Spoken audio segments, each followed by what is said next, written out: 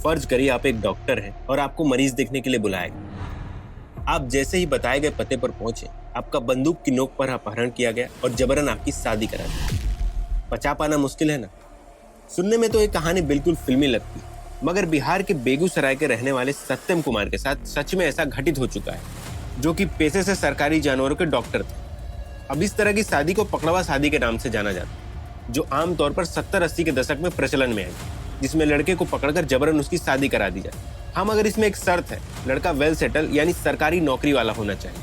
अपनी ही शादी में रोने वाला इंजीनियर दूल्हा हो या फिर सरकारी स्कूल से गायब हुआ सरकारी टीचर। कई सारे मामले हाल के ही साल में इंटरनेट की वजह से ट्रेंड में आए। कई सारी वीडियोस में साफ साफ देखा जा सकता है कि लड़के की जबरन शादी कराई जा रही है। अब बिहार के इंजीनियर विनोद कुमार को ही ले लीजिए, जिन्हें पटना के पंडारकर से उनके ही दोस्त की मदद से अगवा किया गया और फिर उनकी जबरन शादी करा दी गई।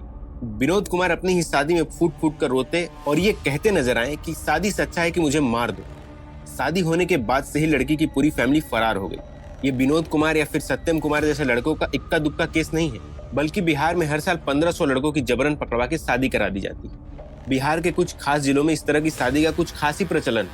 अभी कुछ दिन पहले ही इस तरह का एक मामला सामने निकल कर आया, जिसमें बिहार के वैशाली जिले के रहने वाले गौतम कुमार की किडनैप करके जबरन उनकी शादी करा दी गई। गौतम कुमार के भी हाल में ही सरकारी नौकरी लगी। क्या किसी फुल प्रूफ प्लान के जरिए किडनैप करके उसकी शादी करा देना आम फैमिली का कारनामा हो सकता है? जी नहीं। मैं आपको बता दूं, इसके लिए वहाँ पे एक प्रॉपर गैंग काम करती है, जो प्रोफेशनल तरीके से अपनी फीस लेने के बाद लड़के की किडनैपिंग से लेकर शादी तक की सारी चीजें प्लानिंग करती है। सन 2010 में बिहार का मामला इतना चर्चा में आया कि इसके ऊपर अंतर्द्वंद नाम की एक फिल्म बना दी गई, जिसे राष्ट्रीय पुरस्कार से सम्मानित किया गया। इसके अलावा अतरंगी रे जवरिया जोरी जैसी फिल्मों में इस मुद्दे को कॉमिक वे में प्रेजेंट किया गया।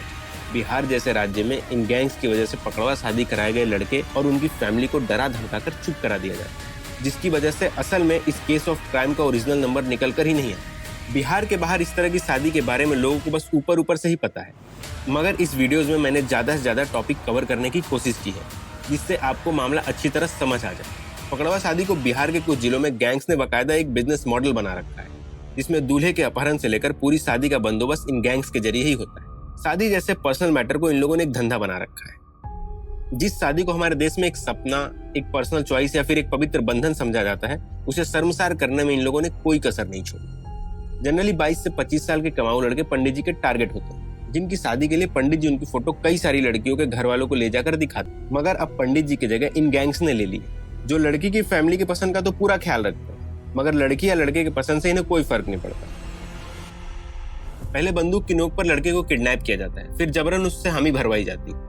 अब शादी तक तो सब ठीक है, मगर इसके बाद लड़के और लड़की का सुहागरात मनवाकर ये कंफर्मेशन भी देते हैं कि भैया मतदान हो चुका है। इस तरह के बेवकूफी भरे क्राइम के लिए लड़की के घर वाले इन लोगों को पेमेंट करते हैं, मगर देखे तो इस सिक्के का सिर्फ एक पहलू है। अभी मैंने दूसरे साइड की तो बात ही नहीं की।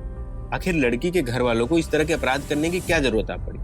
देखिए, इसकी असल वजह है दहेज, जो कि सिक्के का दूसरा पहलू है। बिहार एक पिछड़ा और गरीब राज्य है। यहाँ दूसरे राज्यों की तुलना में कुरीतियों और कुप्रथाओं को कुछ ज्यादा ही महत्व दिया जाता है। यहाँ का युवा दहेज लेना अपना जन्मसिद्ध अधिकार समझता है। जहाँ बिहार के बाहर इसे लेकर हिचकिचाहट है या फिर इसे वेरिएबल अमाउंट में कन्वर्ट कर दिया जाता है, वहीं बिहार में इसे खुलकर मन मुताबिक लिया जाता है और फिर इसके लिए सरकारी लड़कों का बाकायदा रेट फिक्स है। अगर एक सेंटेंस में कहूँ तो लड़की वाले सरकारी दामाद से नीचे नहीं खोजते और सरकारी लड़के वाले 6-7 लाख रुपए से नीचे नहीं सोचते, और ये यहाँ पर पूरी तरह आम समझा जाता है। यानी दहेज के लिए घर बेचो या फिर कर्ज लो, देना तो पड़ेगा। अब यही वजह है कि वेल सेटल सरकारी नौकरी वाले लड़कों को किडनैप करके उनकी पकड़वा शादी करा दी जाती है। यानी दहेज या फिर मान मनोबल का झंझट ही खत्म। बिहार जैसे गरीब स्टेट की पर कैपिटल इनकम लगभग 54,000 है, यानी नेशनल एवरेज का 1/3। फिर भी शादियों के लिए लड़कों का रेट कार्ड फिक्स है, जिसमें गाड़ी, गहने, सोफा, फ्रिज, एसी के साथ साथ भारी भरकम कैश यहाँ आम समझा जाता है। और अगर लड़का इतना नहीं पा रहा है तो समझिए लड़के में खोट है। समाज का मान तो सबको रखना ही पड़ता है। यहाँ ज्यादातर युवाओं में सरकारी नौकरी का क्रेज इसलिए भी है कि इसके बाद उन्हें अच्छा खासा दहेज मिलेगा।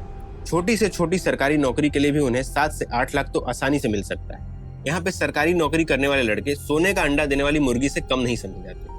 वैसे तो दहेज लेना इलीगल है, मगर यहाँ पे सब कुछ खुल्लम खुल्ला चल रहा है। अब लड़के वाले अगर खुलेआम कानून को नजरअंदाज कर सकते हैं तो पकड़वा के शादी करके लड़की वाले क्यों नहीं कर सकते? मिडिल क्लास के लड़के जो सरकारी सर्विस में हैं, उन्हें इन गैंग्स के जरिए किडनैप किया जाता है और फिर उनकी जबरन शादी करा दी जाती है।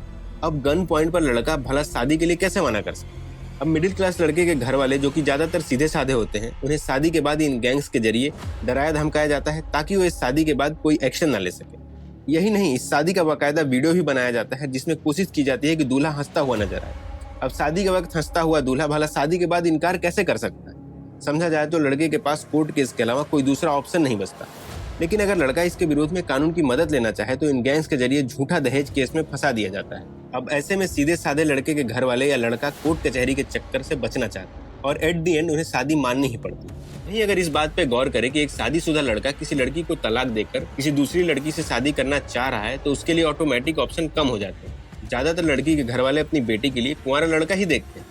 अब इस डर से पकड़वा शादी में फंसा लड़का दूसरी शादी के बारे में नहीं सोचना चाहता। ऐसे केसेस में गरीब अपर कास्ट की लड़की वाले 3 चीजें देखते हैं। पहला, लड़का उनकी कास्ट का हो, दूसरा लड़का वेल सेटल हो और तीसरा उन्हें दहेज न देना पड़े। इस मामले में पुलिस की माने तो ज्यादातर ऐसी शादियां भूमिहार समाज या फिर यादव समाज में देखने को मिलती है। हमारे समाज में लड़की का शादी ना होना अपने आप में एक बड़ी समस्या है। इस जिम्मेदारी से कोई भी फैमिली मुंह नहीं मोड़ना चाहेगी। शादी अगर छोटे कास्ट में हो जाए तो प्रॉब्लम, लड़का अगर लायक ना हो तो प्रॉब्लम, लड़के वाले ज्यादा दहेज मांगे तो प्रॉब्लम। ओवर एंड ऑल उन्हें इन सबसे बचने के लिए पकड़वा शादी सही ऑप्शन लगता है।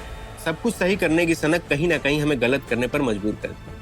पर संवेदन होने के लिए सही लोगों का सामने आना जरूरी, या यूं कहे जागरूक होना जरूरी।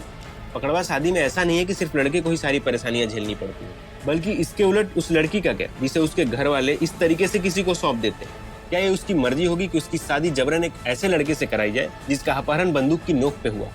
क्या उनकी पसंद के बारे में किसी ने पूछा होगा? या फिर शादी के बाद उसे किस प्रकार का हिंसा, तिरस्कार या शोषण का सामना करना पड़ेगा, इसके बारे में आखिरकार किसे पड़ी? दरअसल देखा जाए तो उस लड़की के पास बोलने के लिए कुछ होता ही नहीं। बिना अपराध किए ही उन्हें इन सारी अपराध का खामियाजा भुगतना पड़ता। इन सारे तकियानुसी विचारधारा से बाहर निकलकर बिहार के पढ़े लिखे लोगों को आगे आना ही होगा और इस तरह के अपराध के खिलाफ आवाज उठानी होगी। साथ ही साथ बिहार सरकार और वहाँ के प्रशासन की पूरी जिम्मेदारी बनती है कि ऐसे मामले को तुरंत से तुरंत संज्ञान में ले।